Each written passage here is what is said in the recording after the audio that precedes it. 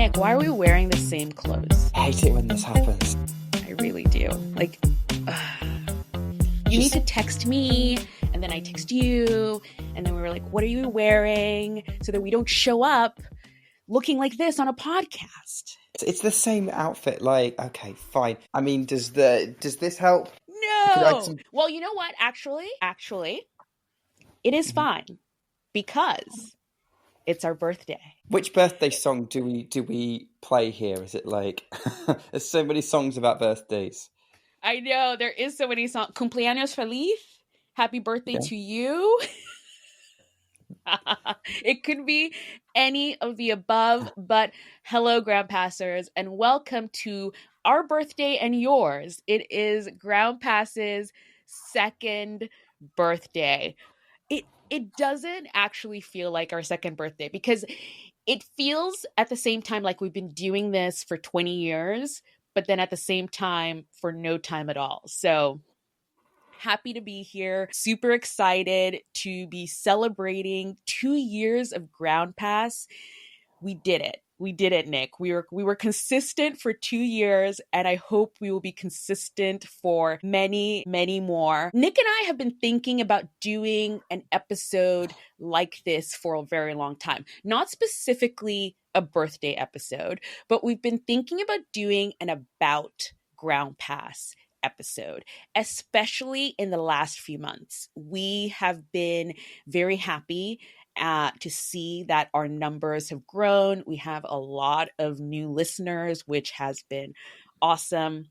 Thank you. Welcome to the Groundpass family. You are now Groundpassers. But because we have a lot of new listeners, we've been wanting to do an about Groundpass episode so everyone can kind of get an idea of who we are, what we're about, what we are doing in this little tennis landscape. So what better time than to do an about Groundpass episode than on Groundpass's birthday? This episode is being released on October 4th, which is the day Groundpass was born, October 4th of 2023. So sit back, relax. Hopefully this will not be 3 hours. You know how Nick and I go. When we start talking, we do start talking. But sit back, relax, and I hope you enjoy our little get to know Groundpass episode. DSW, birthplace of the humble brag. Here, the shoes are so good, no one would ever know how little you paid. If you didn't go telling everyone, that is. And with never-ending options for every style, mood, and occasion, all at really great prices, we'll definitely give you something to brag about. So go ahead, stock up on fresh sneakers from your favorite brands. Or try those boots you always secretly knew you could pull off. Find the shoes that get you at prices that get your budget at DSW stores or DSW.com. So, it's been 2 years, Anastasia, and one of the big reasons is we said that we wanted to do this was we kind of set ourselves up with a mission statement, and I think it's worth reminding people who are especially newer what that is, which we'll go into a little bit more, and periodically we'll remind people about what we're all about. But I guess we want to go into a little bit of the history now of how this all came about and when we started recording 2 years ago. And I guess the main thing that I think you would be best explaining sort of the origin of it, Anastasia, because my earliest memory of anything to do with Groundpass was a message I got from you on WhatsApp saying, hey, so I saw you across the room and I liked your vibe. Almost like that, but in tennis like internet terms. And no, it was more along those lines of, hey, I'm thinking of starting this podcast. Do you want to be the co-host of it? And I was like, I really like this concept. I'm not thinking of doing a podcast right now, but I really like the concept. I want to see where this goes. So yeah, what drove you to think this would be a good idea? Yeah. So to throw it back to 2023, weirdly, had this mission of attending the US Open every single day. If you've been listening to our podcast for a while, you've probably heard this story before, but I attended the US Open in 2023 every single day. And yes, that was before the crazy prices that we have now. So I was able to attend the US Open every day. Can we not do another ticket rant? I know. I should. Okay, we're not going to do one. But yeah, so I did it. And what I came out of that sort of experience with was there's so many casual first-time fans of tennis. And I didn't feel like there was anything for them. I didn't think there were any sort of tennis podcasts or tennis media sites for them. I am a huge consumer of tennis podcasts, and all the ones that I was listening to, they were so technical. They were so sort of like, you already had to be in it. You had to know who the players were already. You needed to know how the game was sort of built and scored, and you needed to know all these little intricacies. And I thought, well, who's talking to the casual fans? I didn't know who that was. So that was my idea. But at the time, back in 2023, believe it or not, I didn't really watch much women's tennis. I have to say I was pretty much 90-10. Not going to lie. I was 90% ATP, 10% WTA. And I didn't want to start a podcast. First of all, I was very scared of starting a sports podcast because I was like, oh, people are going to be like, what do you know? But I also then didn't want to start a tennis sports podcast only talking about men's tennis. And Nick, you had a podcast called WTA Weekly, which you still do. And I was like, oh, Nick talks all about the WTA. He would be perfect because I already knew you. We had done some streams together. I loved your vibe and you were very chill and we got along great. So I thought, well, I'm going to approach Nick and see if he wants to be the WTA side of this podcast, and it would be balanced. There would be an ATP side and then a WTA side. So I reached out to you and I was like, hey, would you like to do this podcast where we would talk to casual new fans to tennis who might not know all the little details, and we would help them navigate the sport? And that's where Groundpass was formed. But I don't know if you remember. In fact, I want to play you a little clip from our very, very first episode, because we didn't start off like, oh, Groundpass, we know what we're doing. This is exactly what it is. In fact, we started the podcast Groundpass without a name. And I don't know if you remember this. I barely remember this, but I'm going to play this for you from our very first episode. By the way, we're doing this so you don't have to scroll back all the way to the first episode, so that helps. We're recorded. We're not live. Can you hear it? I don't think we'll ever be live, but maybe not. Who knows? Who knows where this will go? But welcome to the podcast with no name. We've got a couple of names, right? I've seen a couple of good ideas. We do. We have a couple of ideas floating around. Right now, Groundpass is my favorite because, First of all, you already had a blog. Was it a blog? It was a blog, yeah, which you can go and find if you want and try and dig through my early tennis writings. Everyone go look for it. But I thought that was a great name because it kind of, it's everyone's entry into a tennis tournament. The first thing that is debatable too, but that could be a different topic for a different day. But usually when you've never been to a tennis tournament before, the first thing you do is you get a ground pass, which is your entry into the tournament before you maybe go for the high ticket seats or anything like that. But I like the name Ground Pass. There was also another one called Casual Fan for, because this is a podcast for the casual. The Casual Tennis Podcast, which, very chill vibes. We're sort of sat here in our comfy clothes. Exactly. I like that, the Casual Tennis Podcast. But yeah. Can you imagine if we called ourselves the Casual Tennis Podcast? I am so glad we didn't, because I'm listening back to that sort of brainstorming session that we put on the internet and thinking some of those names, no, doesn't work. Now, I am being very selfish because, yes, Groundpass was the name of a blog that I originally had. I think I called it Grounds Pass because I didn't fully understand that it was actually a ground pass, the name of the ticket.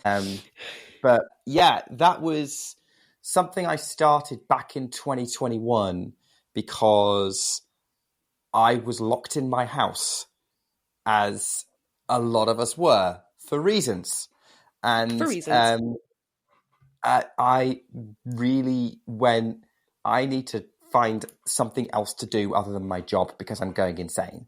And I have many passions in life, and I was picking which one. I went with tennis because that felt like the one I was going to get least fights about. Little did I know. But no, still actually made the right decision. I joke, but actually when I see the other options I could have had, this was definitely the best one. And I set it up, and I was partly out of, I want to find a way of outletting all my tennis like geekiness, because I just was writing stuff for myself anyway, and I was trying to spam my mum with it, and I realized that she was not interested in half of what I was sending her. So I went out on the internet and hoped that other people find it interesting. And it started off as this is what tennis is about, and trying to get my friends to watch it kind of thing. So same sort of way, like Groundpass was accessible. It was the best way to get in. And I've been to Wimbledon a few times and knew my way around. And gradually, as I became more and more invested in sort of the tennis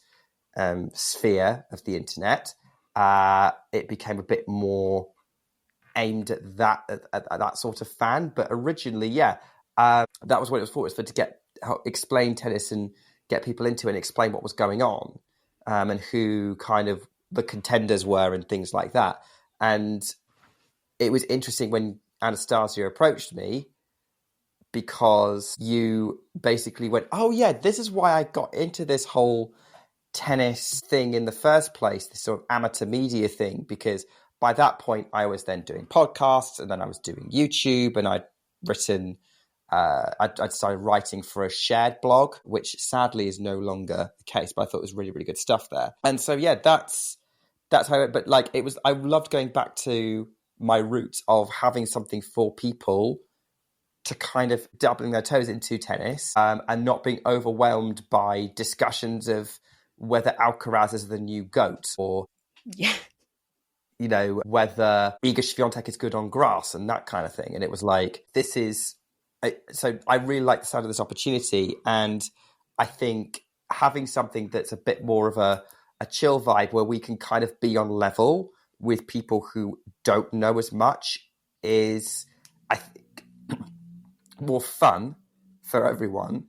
But also, hopefully, we're bringing a lot of other people along for the ride who might be intimidated by how frothing at the mouth some really hardcore fans can be. So yeah, I just want to provide more accessibility into tennis, and that's what I love about this, and that's what I think we should be here for. Yeah, no, totally. It's, I think a lot of tennis can get super kind of, everyone gets in their bubble and they all get you're right. I was like, is it Sinner? Is it Alcaraz? Like, how many Grand Slams are they going to win? What surface is the best surface? Is the court slow? Is the court fast? And it can get so granular, and a lot of times people forget to just have fun with the sport, and they forget how we all just got into it, and that it's just a fun sport. And there's the opportunity to just treat it as such and just have fun with it, instead of getting into sort of the technicalities of it. So that's what I wanted to kind of support. But then also, for people who do want to learn about the sport, to have a safe space to say, you know what, I actually have no idea what they're talking about. I don't know, what do you mean serve percentage? What do you mean forehand? Like backhand? A kick serve? What is that? And to know that they could go somewhere like Groundpass, ask the question, and not be treated like, oh, you don't know what that means? What do you mean you don't know what that means? So I hope that is a place that we have kind of cultivated as a place that you can come to and learn about the things. And with our little like tennis lessons and, this week in tennis, because people just don't know what's going on, or they don't have the capacity like us. We are tennis nerds. We watch way too much tennis. Sometimes it's not enough. We're always like, more is more. But some people still want to keep up with it, but don't have the capacity to keep up with it. And I hope that that is what we can do for them, is provide a fun, accessible way that they can keep up with the sport and not feel like they're being talked down to. And that's kind of where we were coming, to them with Groundpass. It's that sort of entry level, super chill, no frills way of getting into tennis. And by the way, some of these things we're talking about, we mentioned, we don't know either. Like, we don't know either. And we're okay with that. Like, this is our opportunity to find out as well, so that you can know, like, I mean, a lot of the stuff that Anastasia's mentioned is stuff that you would find on our social media, so TikTok, Instagram, like the shows that we do, like This Week in Tennis and tennis lessons. Like, a lot of the tennis lessons are like, we've had to go and research. Like, one of our most successful videos that we've done is about performance buys, which neither of us really knew about, and we had to go and you had to go and research that. Yeah. One of the tennis lessons that I think is on, like, it kind of hidden away in our vault, just in case we ever need it, is on unforced errors, because I remember you asking me to do it. So, and I was like, yeah, sure, I know that one. So, yeah, I like that we're on the same sort of journey as well, even though we've been at this sort of tennis fan game for longer. So, yeah, this is what we're about. Do you remember the moment when you realized, okay, this is working? That is a really good question. It's really funny. So we have, it's interesting because we have this thing called voice notes, like voice memos. So we ask people to send us voice memos. And I don't know if you remember this, Nick, but remember the voice memo that we got from someone, I believe it was Monte Carlo, if I remember correctly. It was from a woman talking about her daughter who was crying during a match. And she sent us this voice memo. And it was just this beautiful story of just, telling us about the tournament and her daughter crying during a match, and she was scared. I think it was a Nadal match. I can't even remember the details of it, but it was one of our very, very early months. And I thought, wow, like, this is just such a real story of someone who went to a tennis tournament, was kind of terrified that her daughter was crying during a match and didn't know what to do. And she sent us that voice memo. And it was one of those things where I was like, I think we have something here. I think we have a real human connection here. And if you don't know what I'm talking about, we ask our listeners, if you're going to a tournament, send us a voice memo letting us know about your experiences so that we can play them on the podcast so that other people can hear what it's like to go to different tournaments. And we've gotten them from everywhere. I am so proud that we've gotten them from everywhere, from the Korea Open to, Malaga to, we've gotten them from Monte Carlo. We've gotten them from the Madrid Open. It's been one of the coolest things that I can ever say that we've ever done. And each time we get one, I just have a moment of just like, wow, I can't believe someone just sent us a voice memo. And that's really cool that we were doing that, because that's one of the things, the ways this has kind of evolved over the years, because we originally set ourselves up as an introduction to tennis podcast, and the way we were talking about it and kind of talking about things in a very open way. But if we literally just did explain a podcast, we'd probably run out of topics within a couple of months. Yes.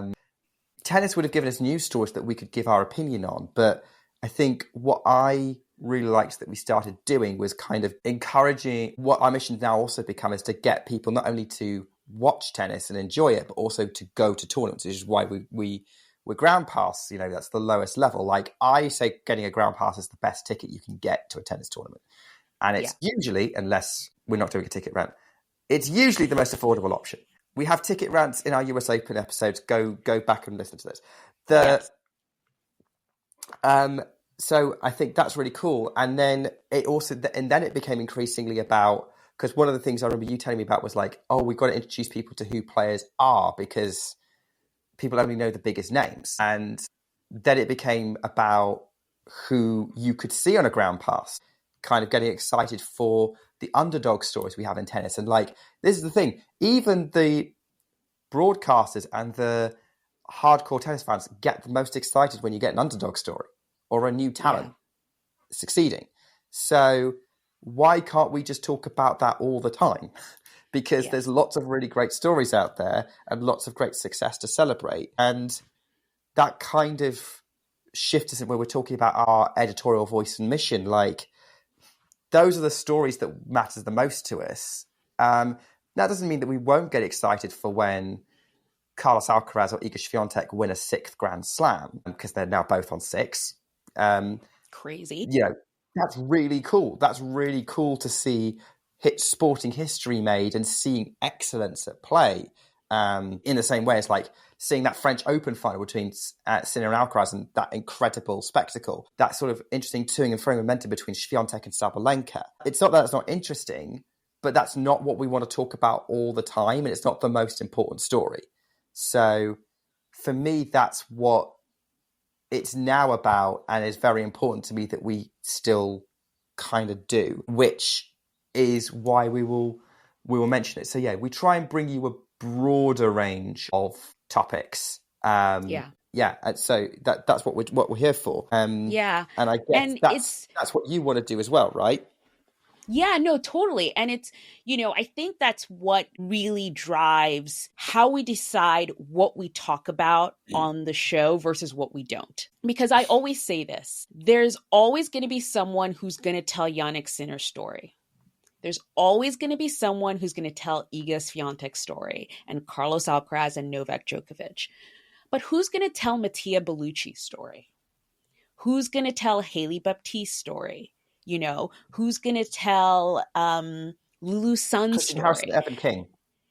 Who's going to tell Kristen Harrison and Evan King's story? Who's going to tell their story? But yeah, Healy Rivera Patton, who's going to tell their story?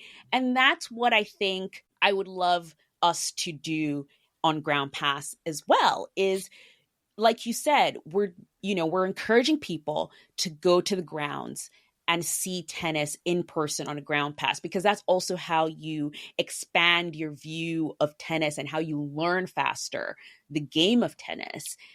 But then when you do go on the grounds, it's sort of like, well, who's that?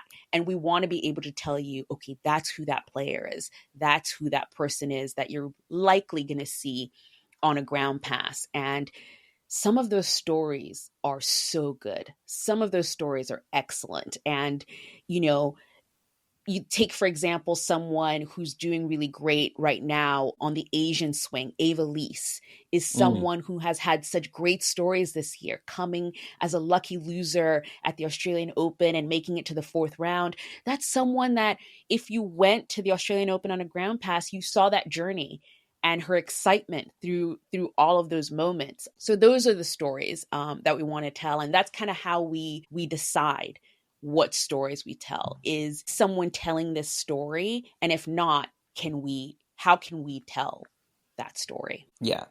And that's, really important to us. And I think telling stories and ultimately is what makes sport accessible, really. It's the interesting thing. Like, I know one or two people who got interested in tennis by just watching it and finding the sporting dynamics and the athleticism and everything else like that, the process of playing the game interesting. But most people connected with a person and the way they were, or found out about them and thought they were a really cool personality or something like that. Like, Serena and Venus Williams had that effect on a lot of people. And I think they had that effect on you. Yeah. It was Roger Federer for me. So for very, very different reasons. But that's... Yeah, go on. No, I was going to say, you're right. Like, a lot of people come into a sport from a story. Very few people just turn on the TV, see tennis or any sport really, and be like, oh, the way they hit the ball, let me keep watching. You know what I mean? They usually follow, oh my goodness. I mean, here is exactly how we got a lot of new listeners to our podcast was Coco Gauff's run to winning Roland Garros. You know, people followed that story and they wanted to know more about Coco Gauff. And so they were looking for podcasts to listen to learn more about Coco Gauff. And we got so many new listeners from that moment, from the French Open this year, that's how people got into the sport. And then they're like, well, I want to know, what is she doing next? Like, what's Coco Gauff doing next? And then they're sort of like all of a sudden following the tennis tour, you know? So yeah, that's how a lot of people get into sports, is through storytelling. It's hardly ever kind of just turning on the TV to see the sport itself and then be hooked. Sometimes it is, but I think you're right in that respect, that a lot of people, it's the story that gets them into it. And I think for us, it's trying to make that more accessible to people, telling those stories so that it shows how accessible to it. And also in a way, I think in general, before we move on to our next thing is, you know, I think tennis, I was actually listening to the Served podcast yesterday, and someone, he had a Q&A episode yesterday, and I think the Serve podcast just copies us, I think, is what they're doing for the most part. Sure. You know, this is getting released after the Serve podcast. Look, I think I had the idea first. Are you on the phone with producer Mike? For the most part, no. But someone had said, why does tennis have this country club aesthetic and reputation when, for the most part, when you do go play it, it's a very sort of tough sport to play, to follow, to you know, to sort of like participate in, and very much not a country club sport. And I think tennis does have this reputation, even amongst sort of fans or people trying to get into it, that, oh, you know, it's very sort of like, you have to be rich to be able to go to a tennis tournament, and it's country club, and you have to dress a certain way to be able to go to tennis tournaments. And that's not true. Like, a lot of people really do think, oh, I'm going to the tennis. And you're just like, no, you're just going to a tournament. It's sport. You can wear whatever you want, be who you want, as you are. And I hope through Groundpass that we're showing that. Get a ground pass. You can go, there's so many different levels of tournaments too, because I think as new fans, they're sort of like, okay, so there's the Grand Slams. And you're like, no, they're the 1,000 events. They're 500s, they're T's, they're challengers. There's so many different levels that you can go to that are maybe even closer to you than you thought.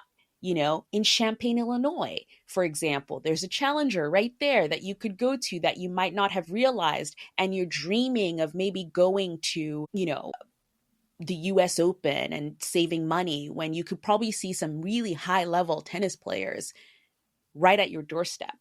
You know, one of actually a really great moment from this summer was I went to the City Open, and a really cool thing that has been happening is people come up to me at tennis tournaments now and be like, I listen to Groundpass, which I will never, ever, ever, ever get over. Every time it happens, I freak out, I cry. It's a thing. But a girl came up to me and she said, I was listening to an episode and you mentioned the City Open, and I live in Philadelphia.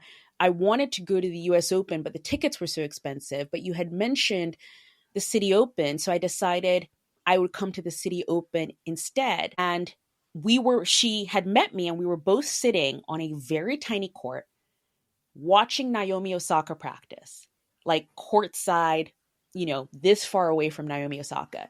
And she was saying, I'm so happy I listened and I came here, because this probably would never have happened at the US Open. And I would have paid, you know, 4 times, 3 times as much. And that was such a proud moment for me, because I was sort of like, Yes, that's it. That's what we're saying. That's what we're saying. Like, you don't have to go to the US Open to see high level tennis players. No. They play a lot of tournaments in the States, and it's not just the US Open. No, and I part of the expanding the fan base is about making tennis financially accessible to play and to watch. And it's interesting what you're saying. Like, that being said, if you can go to a Grand Slam, do, because it's a very different experience. It's a very exciting experience. Yeah. I always love going to Wimbledon, and but I think one of the best things I ever did was go to the Birmingham 250, which is now a challenger event, because that help me to see some top players much closer than I probably would have at Wimbledon. If I'd gone to a stadium court, Groundpass at Wimbledon would probably be the same. And you got to get a kind of different vibe because, yeah, the majority, you're right, tennis does have this reputation, which was true, but not anymore. Because any tournament you go to, including the US Open, will kind of show you that it's not. Now, there are certain exceptions. Wimbledon does retain that aesthetic because it's part of the British summer season. You know, it's the same sort of status as Ascot races. But even then, I don't think... But even then, their whole ticket policy is quite egalitarian. Yeah. Regardless of what you think of it, like how easy it is to get tickets at Wimbledon, their policy is we still want to get as many people in, and we want it to get as cheap as possible, and we want to pack the place, and has been for about 100 years. So yeah, let's get out there. Go to tennis tournaments that are smaller. Go get ground passes. Don't break the bank to follow tennis. Try and enjoy it. I think that's kind of where we're coming from here. Yeah, totally. DSW, birthplace of the humble brag. Here, the shoes are so good, no one would ever know how little you paid. If you didn't go telling everyone, that is. And with never-ending options for every style, mood, and occasion, all at really great prices, we'll definitely give you something to brag about. So go ahead, stock up on fresh sneakers from your favorite brands. Or try those boots you always secretly knew you could pull off. Find the shoes that get you at prices that get your budget at DSW stores or DSW.com. Confronting high credit card debt can feel scary. But the good news is, if you owe $10,000 or more in credit card debt, financial relief options are now available. National Debt Relief is currently offering debt relief designed to reduce what you owe, fast-tracking your way to being debt-free. If you qualify for debt relief, you may be able to pay back significantly less than what you owe and save thousands of dollars. Imagine only paying one low monthly program payment you can afford and saving money as you become debt-free. National Debt Relief has already helped bring debt relief to over 550,000 U.S. consumers, earning thousands of five-star reviews and an A+ rating with the Better Business Bureau. You're stronger than your credit card debt. Take the first step and visit nationaldebtrelief.com to see what debt relief you qualify for. That's nationaldebtrelief.com. So let's talk about a little bit about us. I know. Let's get to... I mean, we've been doing that for about half an hour now, Anastasia. So, but this is a very self-indulgent podcast. Let's be honest. Yes, it is. But let's get to know Anastasia and Nick just a little bit. Just a little bit. So we'll kind of do this maybe a little bit rapid fire as quickly as possible. And we will just ask each other some questions from what I have written down here. But before we jump in, let us answer this question, each of us. What is your tennis story? How did you fall in love with the sport? Nick, you start. I think I've done this on the podcast before in bits and pieces. I've said it now and again. I fell in love with the sport because my mum had it on from when I was very, very small. And it's just been a part of my life. I just thought it looked interesting. I like people being able to hit a ball back and forth.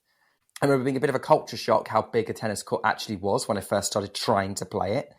When I would have been about 7, and then I didn't probably pick a racket up again until I was 15. But in fact, I'll tell you this story. I don't think there's photographic evidence of this, but this is like how baked in tennis is into my personal history. During one Wimbledon, Mum and Dad had a house with a garden, and there was a patio at back. And what they did during one Wimbledon was they just set up a makeshift tennis court on the patio. And I was very small, and the level of smallness will be very clear from this next part of the story, is that they put me in my high chair in the center of the court across where the net was, and I was the umpire. I'm not sure if I could walk yet, but yes, this is the level of like, that's always just been part of my life. And then I decided I liked it. I remember hitting a tennis ball against a wall. Like, I would try and watch tennis for 5 minutes and decide I wanted to go outside and play against the wall. And it was always part of it. And just sort of sitting down, watching it with my mum. And then it became kind of an escape for me during kind of summer, during school time, where I could like, you know, de-stress from having to do schoolwork or whatever. And around about this time, you know, Roger Federer was hitting his stride, and I thought he was so cool, like how effortless everything looked and how sophisticated he was, and just everything about him just appealed to me as a player. And then Andy Murray started showing up as this scrappy underdog that I couldn't help but kind of be drawn to, even though I was a bit up and down about whether I actually liked his outbursts. So yeah, that's how I started watching it. And like, then I discovered there were other Grand Slams, and I started watching the other Grand Slams, and then I kind of ended up here, like this far down the rabbit hole. I was following the tour. I was checking the ATP website every day to see who was winning, that kind of thing, from the age of about 15. And I guess that just hasn't really stopped.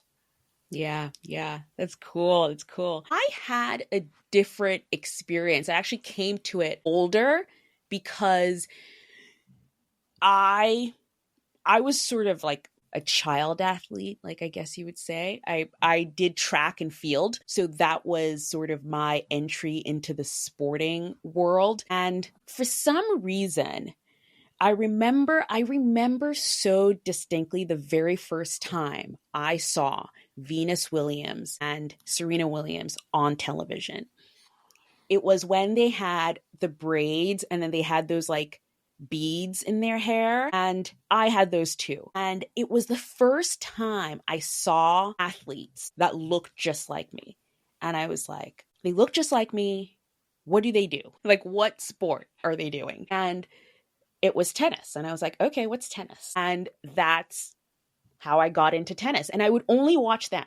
Like, it wasn't like, oh, I watched them and then I learned about other, you know, players. And no. I just watched Venus and Serena because they were the athletes that I was kind of drawn to. So it's more sort of, I followed the sport through them, and it was just following their achievements and how kind of they were doing things so quickly and achieving so much so quickly.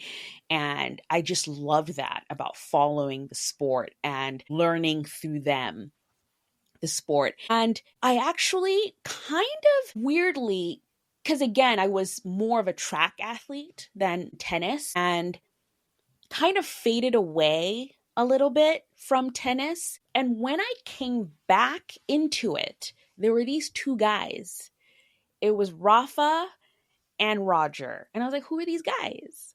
And I can't even remember. It was very nearing that time of the Wimbledon 2008 final that everyone was kind of talking about. And I was like, well, who are these guys and what do they do? And like, why is everyone so crazy about this final? And I watched the final and I was like, that final.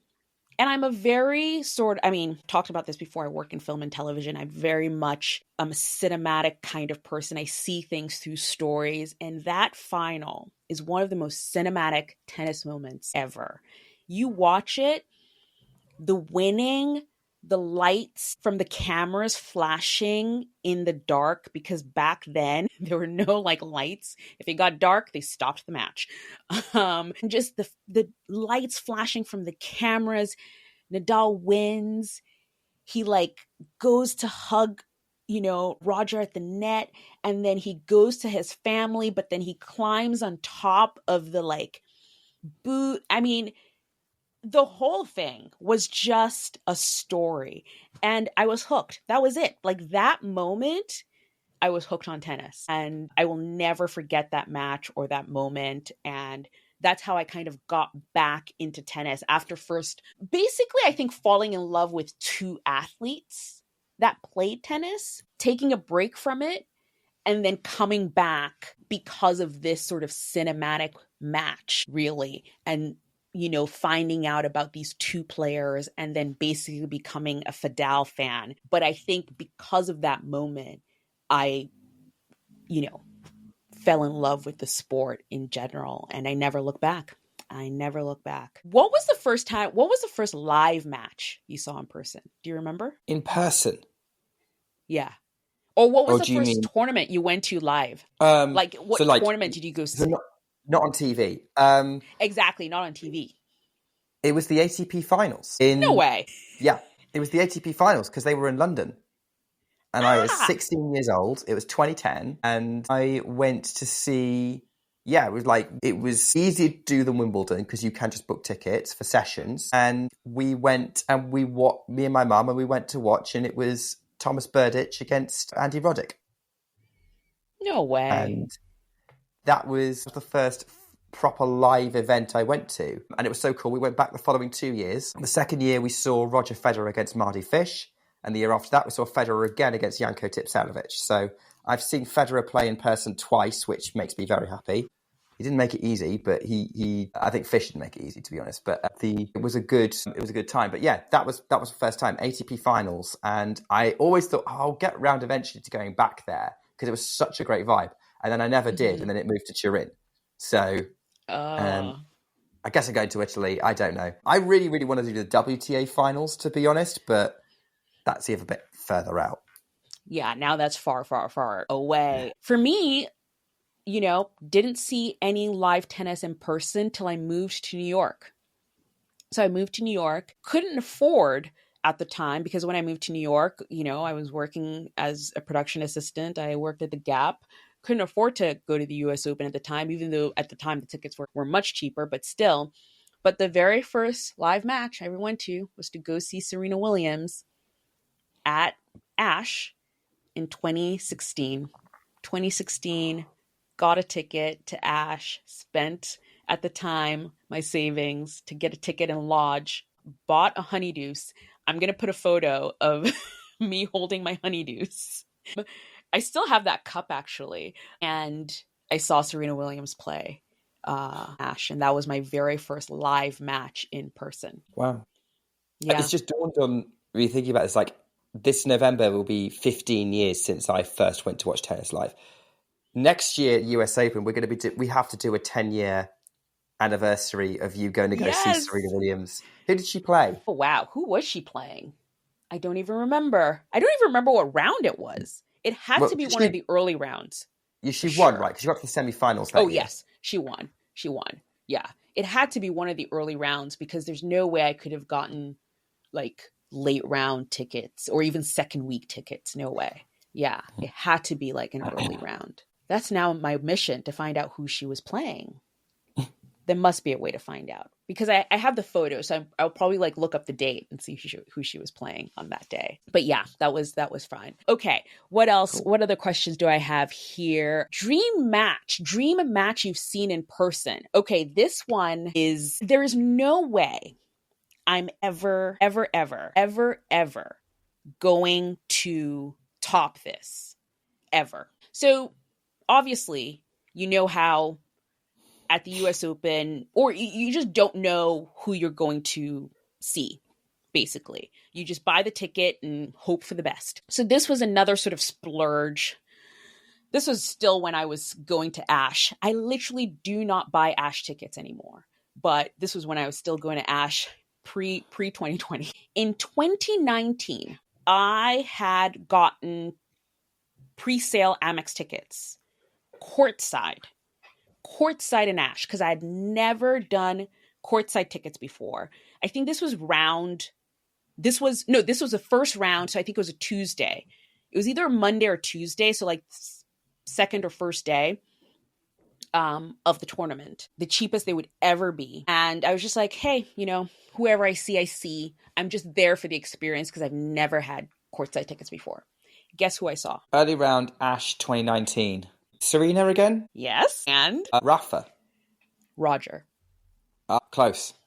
Yeah. So I got to, when the schedule came out, I almost died. I literally almost passed out. I was like, I'm going to see Serena Williams and Roger Federer courtside. Oh my God. And I was working.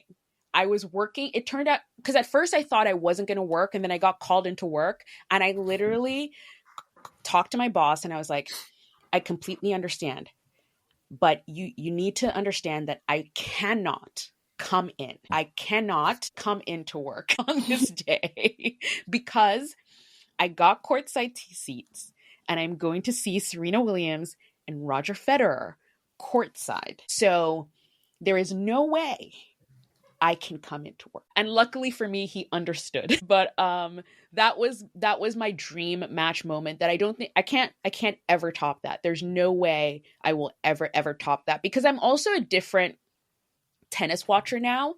Like that was back when I still was someone who I would be a fan of a player. Like right now, I'm not a fan of any player. So I just don't think I'll ever top that for sure. You're a Sinkaraz fan as a dynamic. Yeah, I'm a Sinkaraz fan, but actually, right now I'm a Taylor Fritz stan. So I don't know. Is this Sinkaraz previewing can go the sit podcast down. we're recording?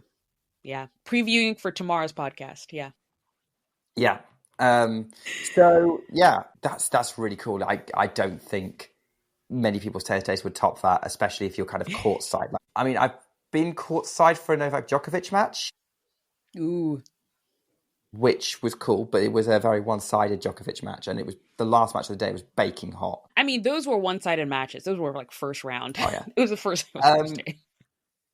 I think I've definitely talked about this one on the pod because it happened while we were doing the pod. Yes. And I'm pretty sure there's the pod from over a year ago with a voice note of me kind of this tired but happy vibe. And I'm so glad you went with Dream Tennis Day rather than actual match, because I was really racking my brains going, I could pick this, I could pick this, I could pick this. It has to be Wimbledon 2024. And I got an email saying, do you want to enter the Wimbledon resale? Because I hadn't got ballot tickets. And I was like, yeah, sure.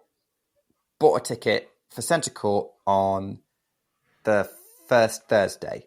So that would be the end of round 2, singles-wise. And again, like you, didn't know who I was going to see, and you don't know until the day before, but you have to buy it. I bought it in March. Yeah.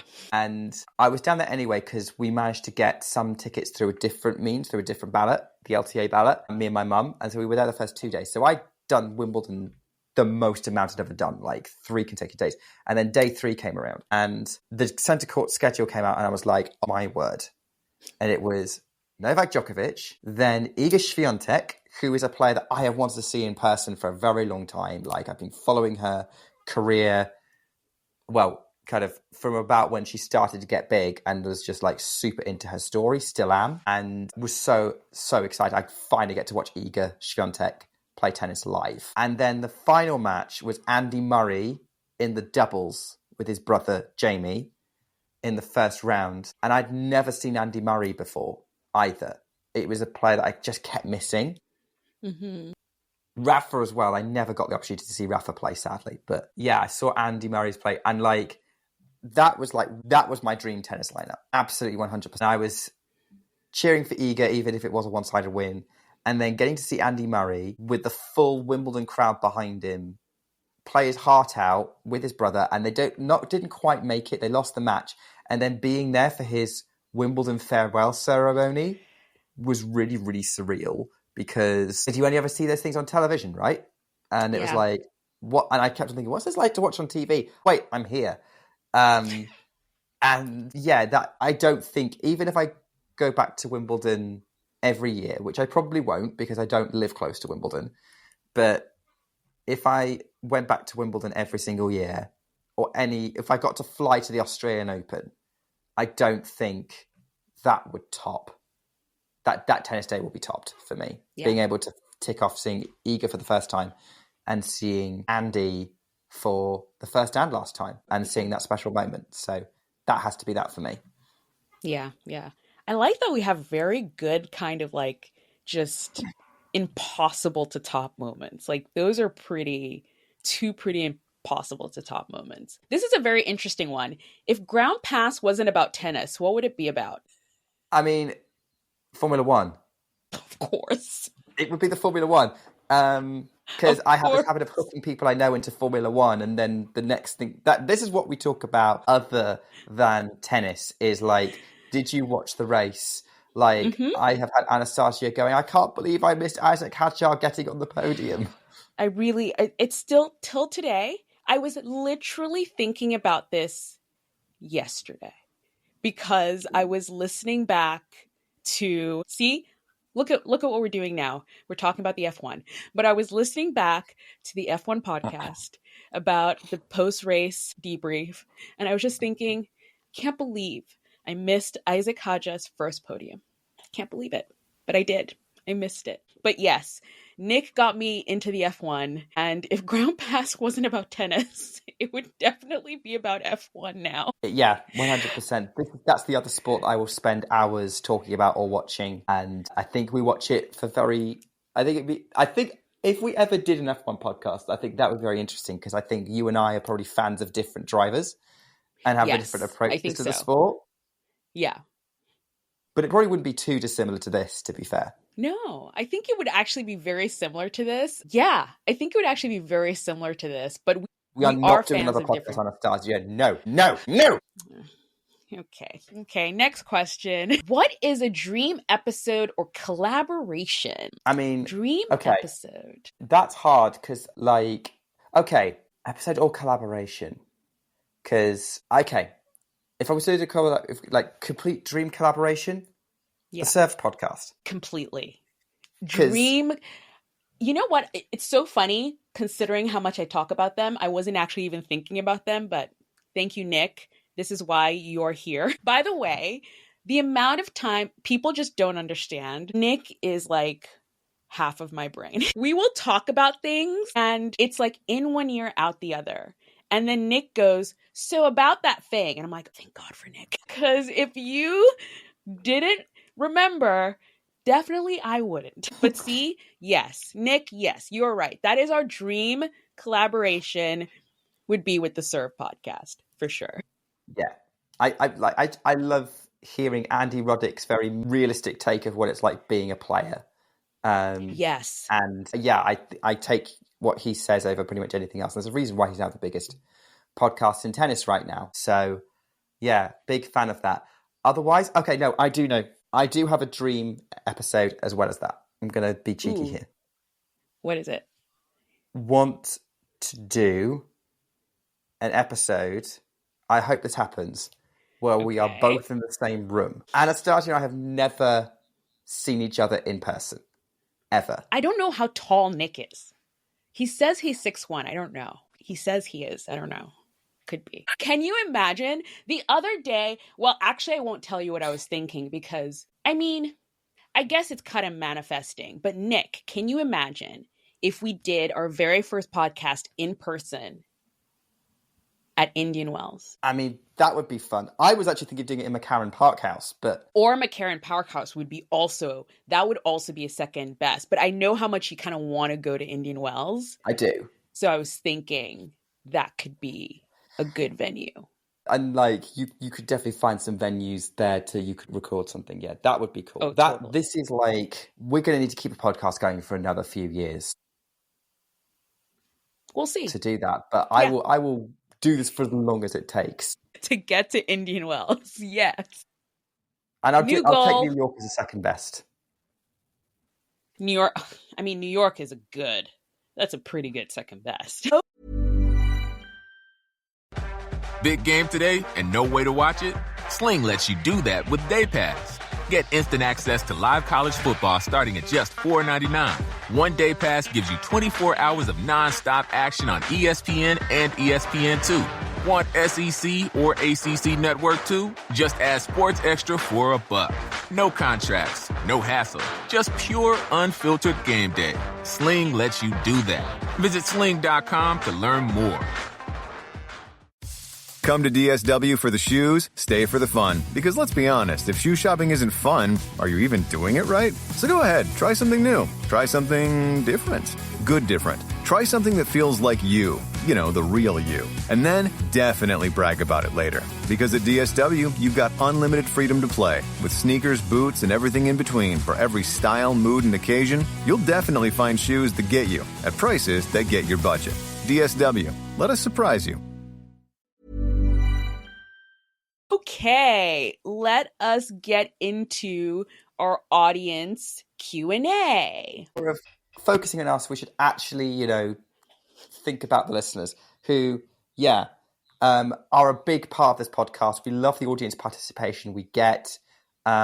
Whether it's, we will do stuff on social media answering questions. We'll play your voice notes on it. It really does feel like a proper kind of crowd podcast where, we'll steer the ship, but we do want to hear from other people. Okay, so let us start first. So we asked for questions on all of our, Instagram, TikTok, everywhere. Let us start with Instagram because that is where we got most of our questions from. The first question we got here is who designs our merch?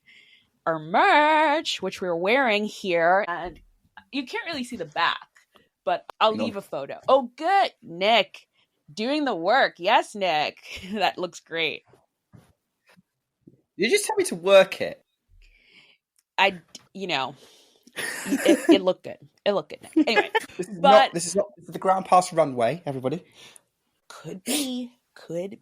But my really good friend Yavinia designed our merch. She is so awesome. I had this idea in my mind. So I will say the idea came from me so basically Nick and I say this thing every time there's a swing of some nature, especially in the US. So it started in the spring. We would be like the US spring swing. And then in the summer, we're like the US summer swing. So each of these swings, they're different city stops. So I had this idea of what if there was some sort of design where there was sort of like a road that kind of hit all the spots and then ended up in New York for the summer. So it like went to each of the stops in the city, and each city was sort of represented by a landmark from the city. So that's what I told my friend Yavinia. And I was like, Yavinia, what do you think? And it literally took her, I told her this let's just say I told her at 11, like sometime in the late morning, early afternoon. By that night, she had the very first drawing of the Groundpass shirt. It was crazy. She completely understood what I was saying, but Yavinia did this. She's such a great graphic artist. I will leave all her information in the description of this podcast so you can check her out on Instagram, so you can check out all her other work, but she is great. She designed our t-shirt. Next, does this mean that we're getting US spring swing merch? Maybe. Possibly. TBD, coming soon. But we still have merch available to be bought. We're almost out of the hats. So I think we only have two left. So if you're listening to this on the day of our birthday, by the way, so when we first launched our merch, we had a founder's discount. We're also running the founder's discount on our birthday, only one day only. So you have a chance to use it. But yes, so go buy our merch. And yes, possibly, yes, Nick, we will have a spring swing t-shirt. This question we kind of already answered, Nick. This next one is, where did you both meet? What's the connection? Story of the podcast birth. We answered that. Yeah, I don't think we specifically said where we met, but it was doing a YouTube stream together. Yeah. Essentially. Yeah. This is an interesting one. I don't know, Nick, what do you think? Which tournament is Ben Shelton most likely to win his first slam? The problem is easy. Are you going to say the French Open for the lols? Definitely Roland Garros. I mean, okay, fine. If the tournament he's going to be most inspired to win at, US Open. Okay. Yeah. But what else could you think of though? I mean, were you gonna say the Aussie Open, because he also has done really well there? I was really seriously thinking about the Aussie Open.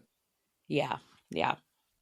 But, by the way, Ben Shelton, I think if it's going to be anywhere, though, I think it is the US Open, because I believe that is where he really comes alive, and that's where I think he can use the crowd against Sinkaraz, because that's his biggest problem. It's not where he's playing, it's who he's playing.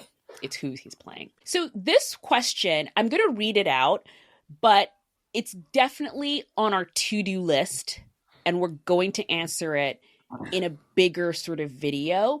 But this person asks, why does Coco commit so many double faults? This is also a question we've actually gotten in a YouTube comment of someone asking about Coco's coaching setup and asking us to kind of like explain like her different coaches and like what the old one did and the new one. So I think this is going to be sort of a bigger video, and it'll come to you in a Match Stories sometime soon, which is a series that we do when we talk about bigger topics like this. So coming soon.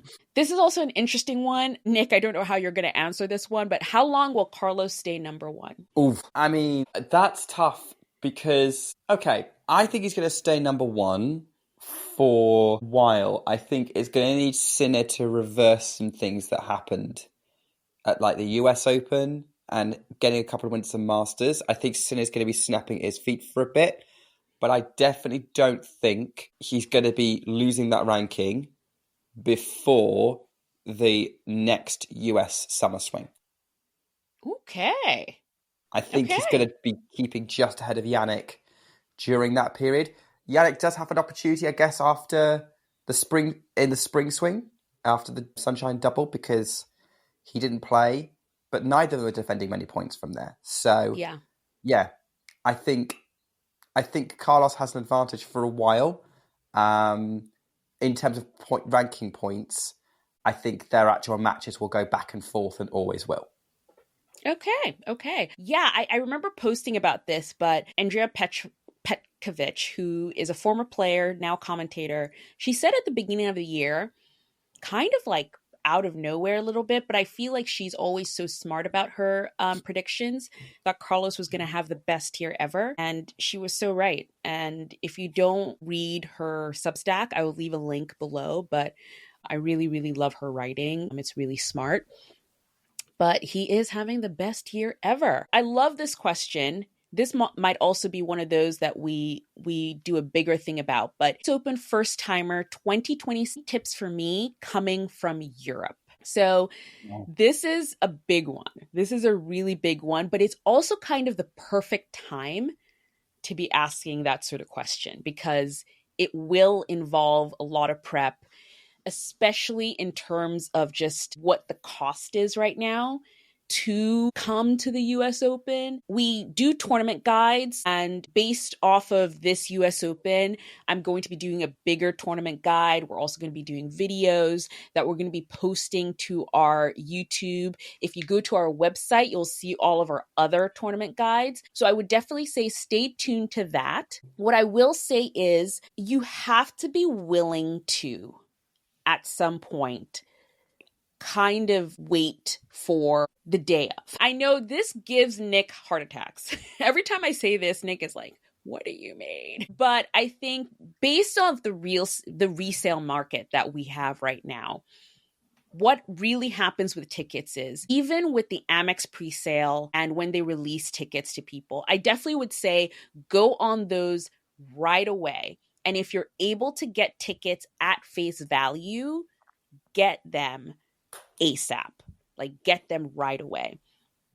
And even what I would advise is, if you are financially able to, and you can get tickets at face value, get them for all of the days. Even if you don't know when you're coming or, anything like that, get them for all of the days, because with the US Open, you can always resell them. You can even make money. You can always resell them if you change your dates or anything like that. But I would always say just get the tickets, so at least you have those. But if you don't get the tickets, I would say don't buy resale tickets right away. Wait for the schedule to come out. Wait for the prices to settle. Don't buy resale tickets in July or, before the schedule comes out, because that's when the prices are the highest. because people are desperate to just come to the US Open and they're just buying the resale tickets, and they do eventually drop once the schedule comes out and we're closer to the tournament start date. So that's what I'll say, at least for now, but stay tuned for a bigger review of that. What else? Let's see. There is more. There is more. We got a lot of questions. This is a funny one.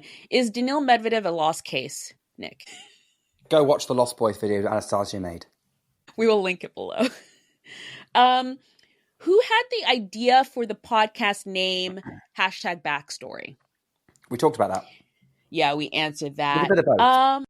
I got the name Anastasia. The rest of it was Anastasia. Favorite tourney and why? Wimbledon. It's got a lot of sentimental value for me. And if you listened to the podcast earlier, you understand like that's just been a big part of my childhood.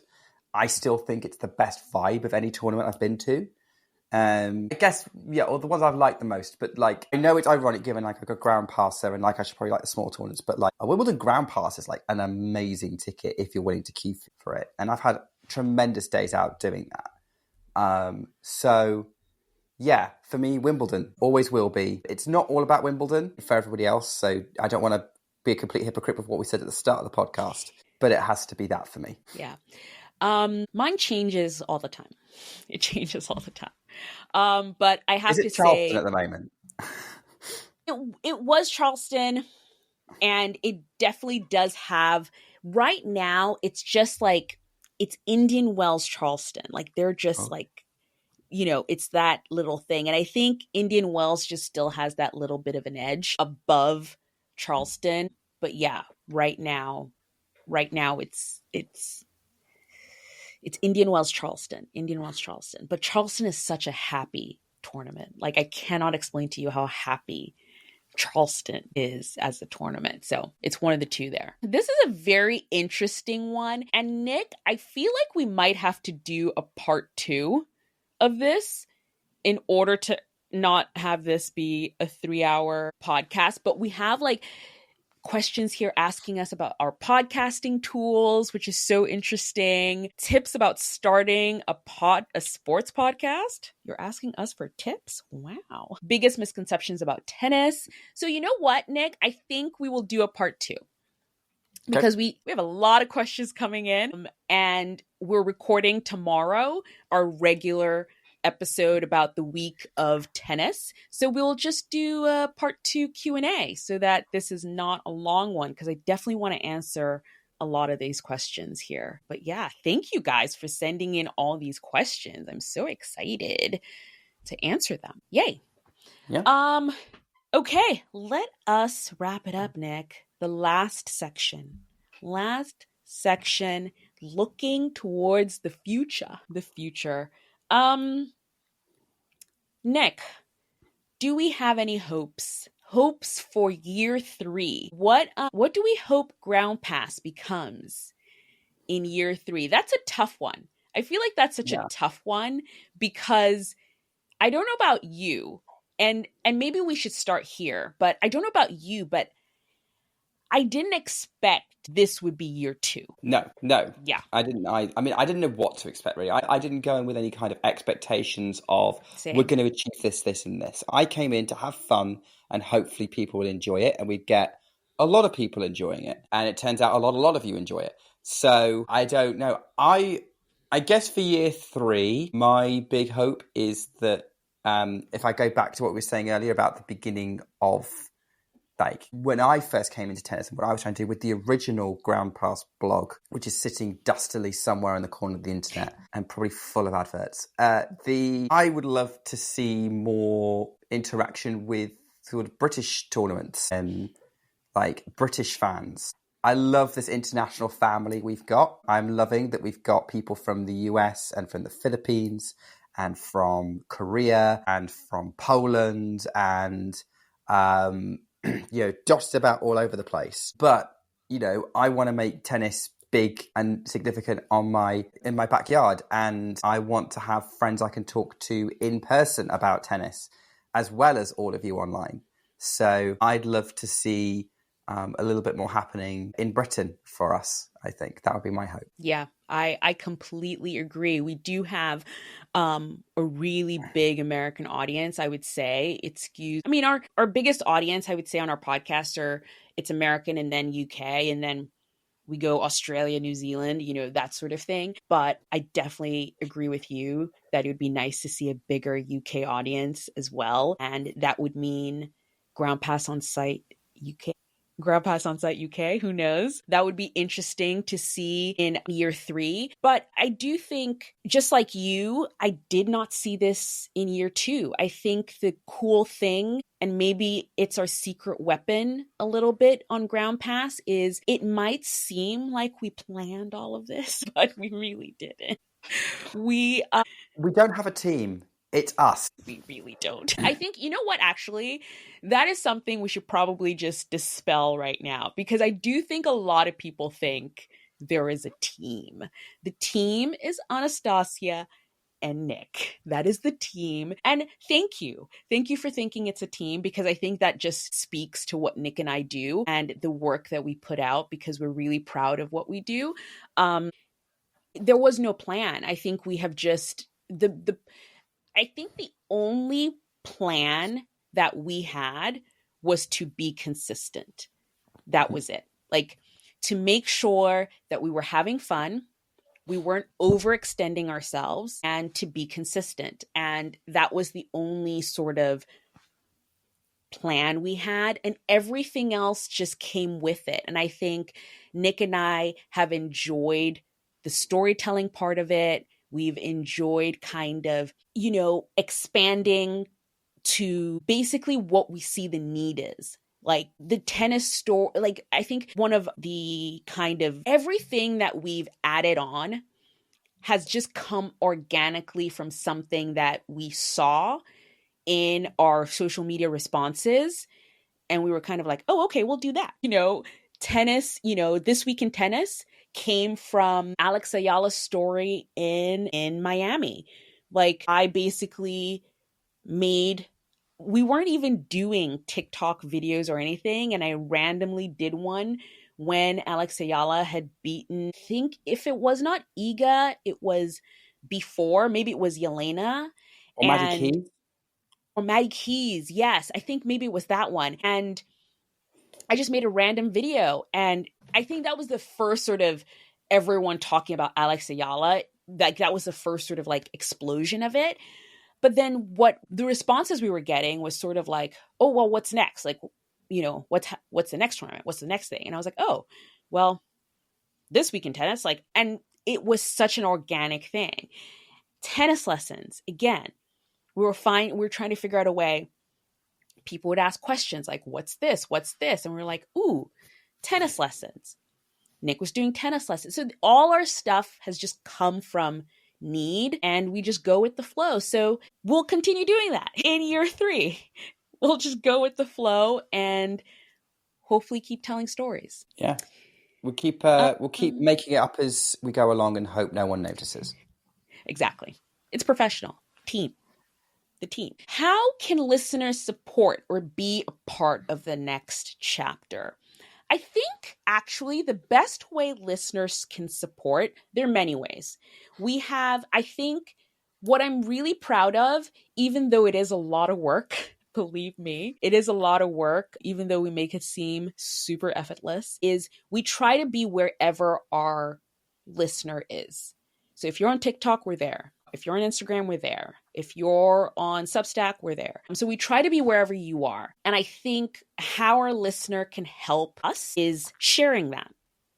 Like, share our work wherever you are that you see it. If you are on YouTube, you can share it with a friend and be like, oh, if you're into tennis or you want to get into tennis, share, our episodes or anything like that. And I think also, communicating with us. I think that's actually a really cool way that you can help support us, weirdly, is communicating with us. Like, what do you want to see? What do you want to know? What do you want to more of? Because then it kind of can narrow our focus a bit more. Yeah. And we love We are all about user-generated content, and we're here to support the listener, kind of going back to what we're here for. Like, at the end of the day, we don't know what you need to know and what will help you. Or, we don't know everything about every tournament, so we want you to tell us. So, yeah, the fact that you can be part of the journey is the exciting thing. And I think, for year 3, having more of you in it would be great. I think that would be great. Yeah, more Ground Passer content, less of us, more of you would be really, really cool. That would be so, so cool. Yeah, just more voice memos, more sort of injection of Ground Passers in the Ground Pass content would be the dream, would be so, so, so cool. When it comes to what your family eats and drinks, you know your choices matter. You're the expert because you know what fits your life.